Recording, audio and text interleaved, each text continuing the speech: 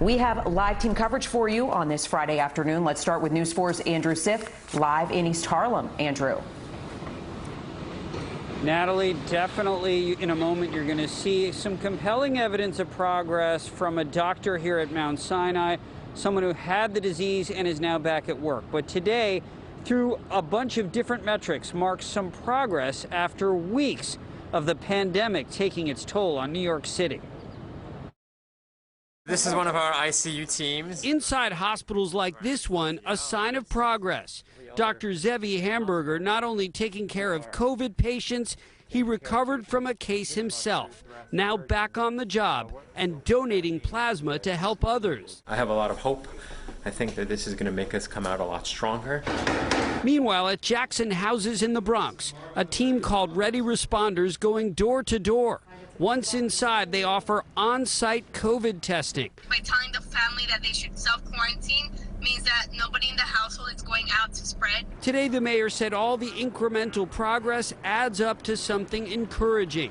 Those green arrows pointing down, that means fewer hospitalizations, ICU admissions, and a lower percentage of those tested with coronavirus.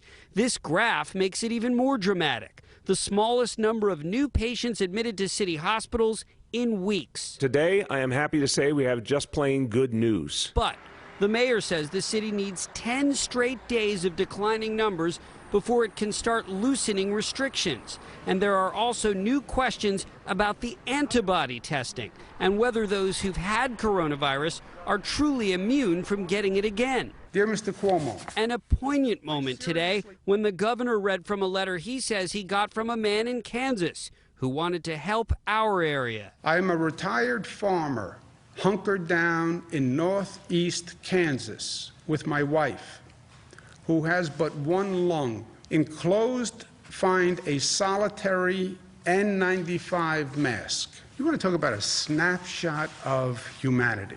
One mask to New York to help a nurse or a doctor. How beautiful is that? I mean, how selfless is that? An emotional moment today, indeed. Meanwhile, New York pause, which keeps non-essential businesses closed, that goes on until May 15th. So what happens after that? The governor said today he'll make a decision whether to extend next week, and that decision will also include whether schools are closed for the rest of the year.